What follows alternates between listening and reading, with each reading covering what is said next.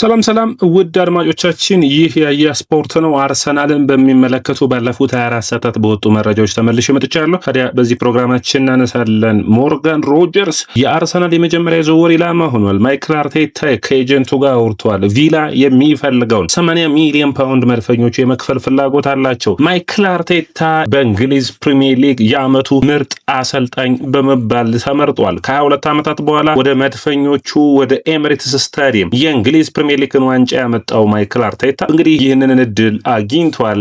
ይህንን አሸናፊነቱን አረጋግጧል። ሳይሞን ፊሊፕስ የቼልሲ ዘገባዎችን በመዘገብ የሚታወቀው ማለት ነው አርሰናል የኤንዞ ፈርናንዴዝ ላይ ፍላጎት እንዳለውና ቼልሲም ደስተኛ እንደሆነ፣ ምክንያቱም ሲቲንና አርሰናልን በማፎካከር ዋጋውን ከፍ የማድረግ ፍላጎት እንዳለው መረጃዎች ያሳያሉ። አንድሬ በርታ ዛሬም አላልረፈም። አትሌቲኮ ማድሪድ ላይ ተጫዋች የሆነውን ጁሊያን አልቫሬዝን ለማምጣት የማይፈነቅለው ድንጋይ እንደማይኖር መረጃዎች ያሳያሉ።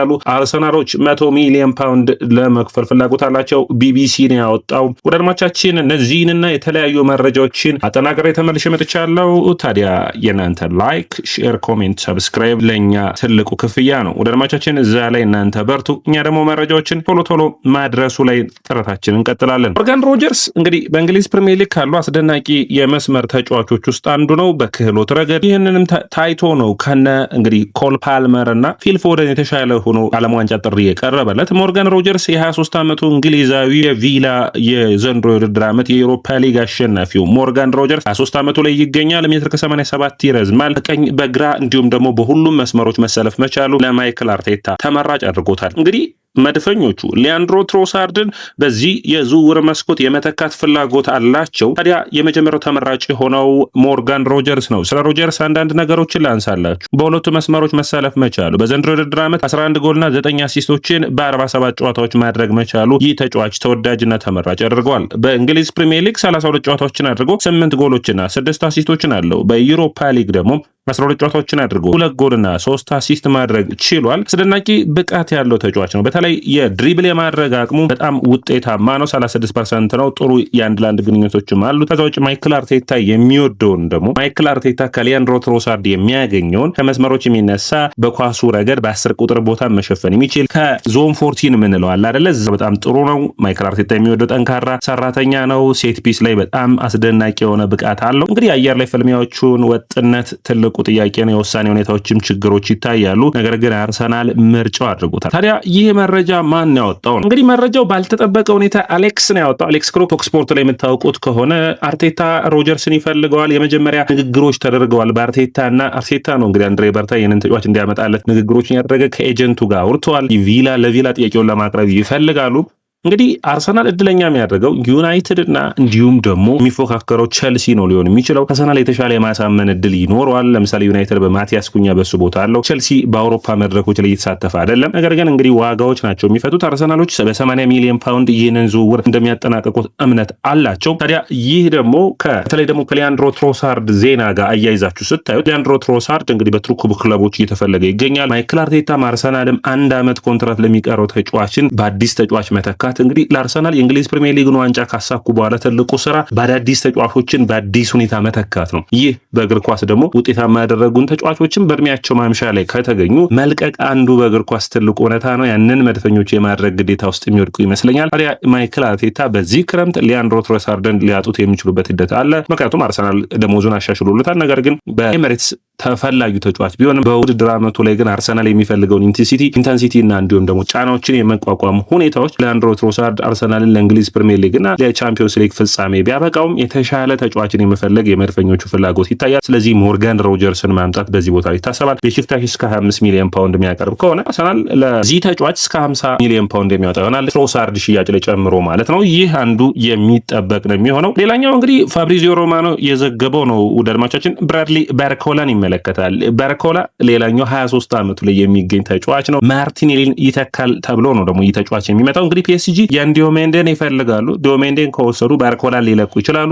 በያን ዲዮሜንዴ ጉዳይ ከሊቨርፑል ጋር ይፎካከራሉ። ነገር ግን አርሰናሎች ይህንን ተጫዋች ለማምጣት ለማሳመን ጥረታቸውን ቀጥለዋል። ባርኮላም ወደ አርሰናል የመምጣት ፍላጎት አለው። እንግዲህ ጠንካራ ፉክክርን የሚያደርግ ነው የሚሆነው ሮጀርስ የሚመጣም ከሆነ። ነገር ግን መድፈኞቹ በዝውውር መስኮቱ ላይ እስከ መጨረሻው የሚሞክሩ ይሆናል። 70 ሚሊዮን ዩሮ ይገመታል። ይህ ተጫዋች እንግዲህ ጥሩ ብቃት ያለው ተጫዋች ተጫዋች ነው። ወደ አድማጮቻችን 23 ዓመቱ ላይ ይገኛል። በቁመቱ ረገድ 1.82 ነው። እንግዲህ በግራ መስመር ላይ መሰለፍ ፍላጎት አለው። ከሮጀርስ በተለየ መስመሩን ጠብቆ ማጥቃት የሚችል ተጫዋች ነው። ይህ ተጫዋች ባለፉት ዓመታቶች በተለይ አምና በጣም ምርጥ ብቃቱን አሳይቶ ነበር። በ64 ጨዋታዎች 21 ጎልና 21 አሲስቶችን ማድረግ ችሏል። በዘንድሮ የውድድር ዓመት ያምናውን ያክል ምርጥ ብቃት ላይ ነው ወይ? ድሪብል የማድረግ ብቃቱ ጥሩ ነው። አጨራረሱ ጥሩ ነው። ቅልጥሙ ሰፊ ስለሆነ ደግሞ እድሎችን ያለመገመት ባህሪው ጥሩ ነው። ስለዚህ አርሰናል ማርቲኔሊን በባርኮላ የመተከት እቅድ ሊታይ ይችላል። ማርቲኔሊ በክረምቱ የመልቀቁ ነገር በባለፈው ትዊተሩ ላይ ከፖስተ በኋላ አርሰናሎች ኮንትራቱንም አላደሱለትም። ስለዚህ ማርቲኔሊ በዚህ ክረምት የሚለቅ ከሆነ ባርኮላ እሱ ተተኪ ሆኖ ይመጣል። የሊያንድሮ ትሮሳርድ ደግሞ ሮጀርስን ለመተካት አርሰናሎች ያስባሉ። እንግዲህ ትልልቅ ጨዋታዎች ላይ ተጽዕኖ መፍጠር፣ በተለያዩ ቦታዎች መሰለፍ ማይክል አርቴታ ሊወደው የሚችለውን አይነት ብቃት አለው። ነገር ግን እነዚህ ባርኮላም የሆነ ሮጀርስ በወጥ ብቃታቸው ግን ምርጥ ፐርፎርማንስ የሚያደርጉ ተጫዋቾች ግን እንዳልሆኑ በአርሰናሎች ዘንድ ይታሰባል። እንግዲህ እዚህ ሁኔታ ላይ ነው ትልቁ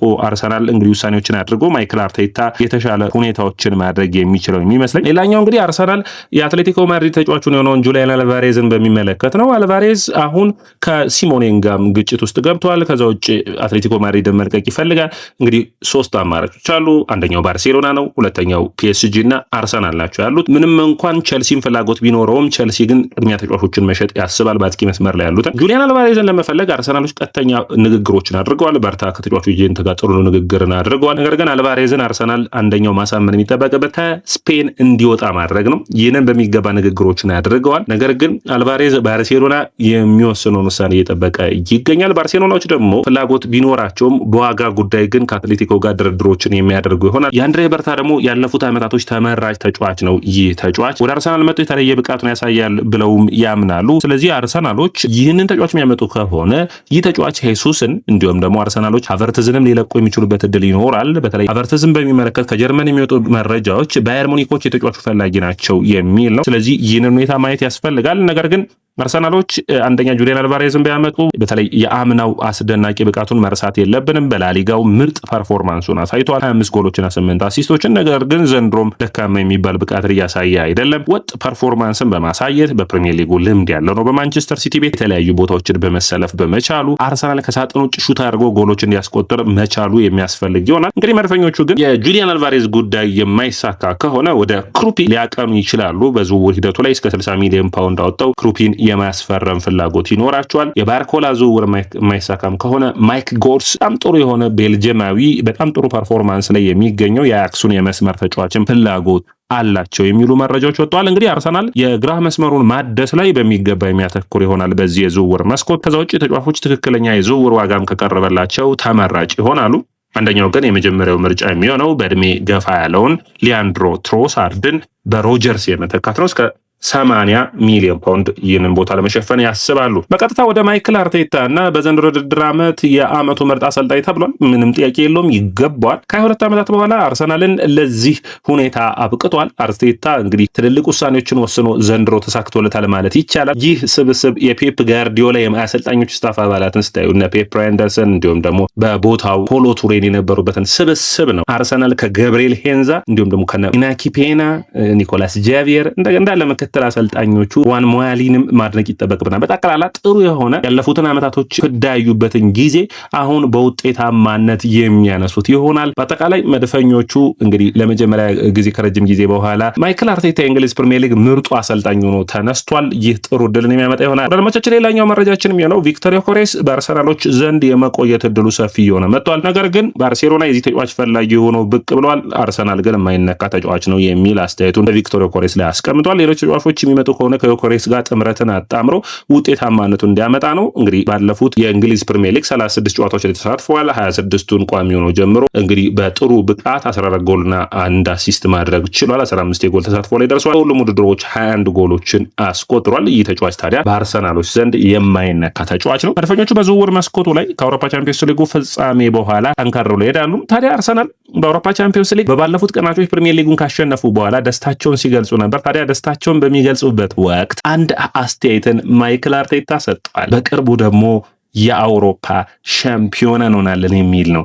ይህንን የሚያሳካ ከሆነ አርቴታ በወርቅ መዝገብ ላይ ከአርሰናል ደጋፊዎች ልብ የሚመዘገብ ይሆናል። ፓሪስ ሳን ጀርመን ግን ከፊታቸው ይኖራል። ያንን ጨዋታ ማሸነፍ ላይ ማተኮር የሚጠበቅባቸው ይሆናል። በአጠቃላይ ስለ ጨዋታው ሲታሰብ ወደ አድማቻችን ይህ ያያ ስፖርት ነው። ያያ ስፖርትን ላይክ፣ ሼር፣ ኮሜንት፣ ሰብስክራይብ ማድረጋችሁን አትርሱ።